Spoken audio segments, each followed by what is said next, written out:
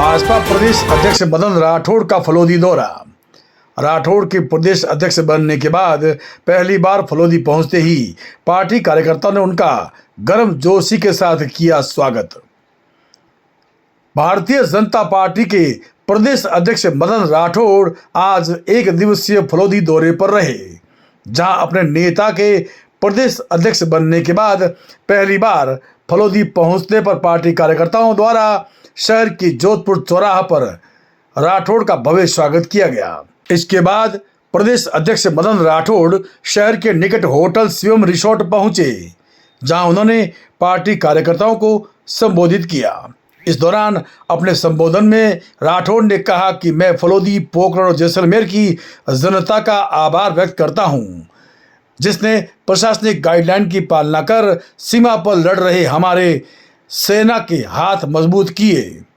राठौड़ ने अपने संबोधन में कहा कि हमारी माताओं बहनों को सिंदूर मिटाने वाले आतंकियों को हमारे सेना ने घर में घुसकर मारा है। हमारी लड़ाई पाकिस्तान के लोगों से नहीं, हमारी लड़ाई आतंकवादियों से है, जिनके ठिकानों को भारतीय सेना ने नेस्तनाबूद कर दिया। कार्यकर्ताओं को संबोधित करते हुए प्रदेश अध्यक्ष राठौड़ ने प्रेस वार्ता कर बताया कि देश अब और अधिक विश्वस्त हो गया है कि प्रधानमंत्री मोदी के हाथों देश सुरक्षित है। राठौड़ ने पत्रकारों के माध्यम से फलोदी, पोखरण व जैसलमेर के जनता को कहा कि धन्य है यहाँ के लोग, जिन्होंने सरकारी गाइडलाइन की पालना कर सेना के हाथ मजबूत कर दुश्मन पर फतह हासिल करने में पूरा सहयोग दिया। भारतीय जनता पार्टी के प्रदेश अध्यक्ष मदन राठौड़ के साथ प्रदेश उपाध्यक्ष नारायण लाल पंचारिया, मंत्री गजेंद्र सिंह खींवसर, जिला अध्यक्ष मनोहरलाल पालीवाल, विधायक मास्टर पब्बाराव बिश्नोई, मंडल अध्यक्ष शिव पंचारिया, महिला शक्ति गौरा देवी व्यास, सीमा चौहान, अनामिका हर्ष थानवी, लता थानवी, संगीता थानवी, कविता दवे, किरण दवे, चंद्रकला बोहरा, निशा, सुलेखा गाड़ोदिया, नीलम सोनी, शिव कुमार व्यास, माधव सिंह देवड़ा, लक्ष्मी नारायण व्यास, श्री गोपाल रंगा, सुनील कुमार बुरड़, मोती पुरोहित सहित कई कार्यकर्ता व पदाधिकारी उपस्थित रहे।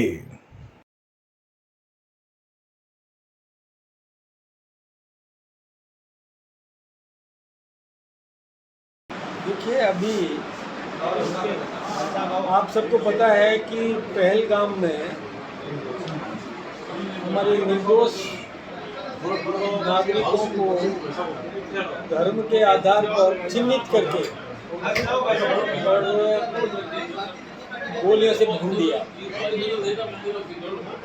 हमारे देश की बहनों के सिंदूर पहुंचने का कुत्सित षड्यंत्र आतंकवादियों ने किया। उसी समय हमारे देश के नेतृत्व ने, आदरणीय नरेंद्र भाई मोदी जी ने तय कर लिया था कि आतंकवाद को समूल नष्ट करना बहुत जरूरी है, चाहे किसी भी देश के लिए हो और किसी भी देश में हो। तो भारत में हुआ, कहीं पर भी हो, आतंकवाद तो होना ही नहीं चाहिए, उसका समूल नाश करना बहुत जरूरी है। और मुझे इस बात का थोड़ा धन्यवाद भी देना चाहिए कि दुनिया के सभी देशों ने आतंकवाद के खिलाफ में एक मुखी होकर और संघर्ष करने की बात कही, और उस पर हमारे नेतृत्व ने भी तय किया कि आतंकवादियों को, उनको संरक्षण देने वालों को, उनको प्रश्रय देने वालों को, उनको पैदा करने वालों को, उन सबको नेस्तनाबूद करना बहुत ज़रूरी है। और इसके लिए उन्होंने ऑपरेशन सिंदूर ये नाम दिया कि बहनों का सिंदूर जिसने पहुंचने का काम किया, तो वही ऑपरेशन सिंदूर करके उन सबको नष्ट करने का काम, जो आतंकवादियों को नष्ट करने का जो निर्णय लिया, उसके लिए हमारी सेना ने भी कमर कस ली। हमारी सेना ने आतंकवादियों के केंद्र नष्ट किए। हमें पाकिस्तान की जनता को परेशान करना नहीं था, पाकिस्तान के आम नागरिक के खिलाफ में हमें कोई युद्ध नहीं करना था, हमें आतंकवादियों को नेस्तनाबूद करना था, आतंकवादियों के केंद्र को नष्ट करना था, आतंकवादियों के साथ जो खड़े हैं उनको सबक सिखाना बहुत ज़रूरी था। और आप सबको पता है कि हमारी सेना ने, और वो 500 किलोमीटर अंदर तक घुस करके और आतंकवादियों के केंद्रों को नष्ट किया। कई आतंकवादी मारे गए और जो बच गए वो भी अपने खुदा ताला ईश्वर से प्रार्थना करते हैं कि यदि मैं भी मर जाता तो अच्छा होता। ये स्थिति पैदा हो जाना, मैं सोचता हूँ कि उनके लिए मरने के बराबर है। ऐसी उनकी रीढ़ तोड़ने का काम हमारी सेना ने किया। हमारी सेना सफल रही, हमारा मिशन कामयाब हुआ। फिर पाकिस्तान गिड़गिड़ाया, ये सबको पता है। उसने कई देशों से अनुनय विनय की, प्रार्थना की कि हमें भारत को समझाओ, युद्ध नहीं करें, लेकिन हमने किसी की नहीं सुनी और सीधा ऑपरेशन किया। जो ऑपरेशन करना चाहिए था, जो एयर बेसेस थे उनको ध्वस्त करना था, हमने ध्वस्त करने का काम किया। आखिर पाकिस्तान की सेना के अधिकारी ने, जब सर्वोच्च अधिकारी ने रिक्वेस्ट की कि हम आपसे बात करना चाहते हैं, युद्ध विराम करना चाहते हैं, तो हिंदुस्तान ने कहा कि हमारी शर्तों पर युद्ध विराम होगा, तो हमारी शर्तों पर। तो उन्होंने हमारी शर्तें स्वीकार की कि हम किसी भी वो पाकिस्तान ने कहा कि हम आतंकवादियों को प्रश्रय नहीं देंगे। हमारे देश के प्रधानमंत्री ने कहा कि आपकी सेना के अधिकारी उनके जनाजे में शामिल थे, आतंकवादियों के जनाजे में शामिल थे, तो क्या कैसे माना जाए। लेकिन उन्होंने ये प्रार्थना की कि भविष्य में ऐसा नहीं होगा। तब जाकर के एक बार ऑपरेशन सिंदूर को थोड़ी देर के लिए रोका गया।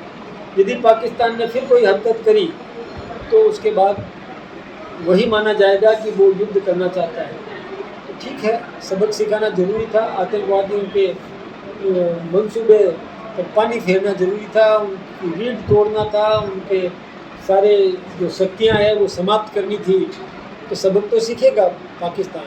हालांकि पाकिस्तान एक विश्वसनीय राष्ट्र नहीं है, ये हम सबको पता है। लेकिन आप जानते हैं कि ऑपरेशन सिंदूर आतंकवादियों को नष्ट करना था, आतंकवादी केंद्रों को नष्ट करना था, जिसमें हम सफल हुए।